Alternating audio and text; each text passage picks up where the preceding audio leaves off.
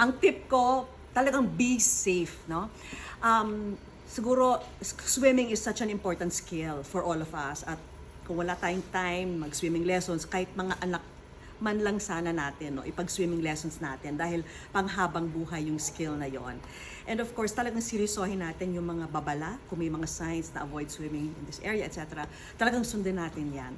And then, siguro ako, kung ako sa inyo, kahit masarap yung mga waves, di ba, masaya, iwasan na lang natin yung waves kasi minsan talagang hinahatak tayo palayo at hindi natin namamalayan. Akala natin masaya, pero minsan yun pa yung nagiging cause, no, ng paglunod. Kaya iwasan na lang natin yung mga waves at magkaroon tayo ng strong sense of danger kung ramdam natin na talagang peligroso na yung kapaligiran natin. I-avoid na natin yon kahit na nagkakasayahan lahat. Tayo yung mag-call na balik na tayo. Tama na to, ganyan. So, always be safe para enjoy tayong lahat.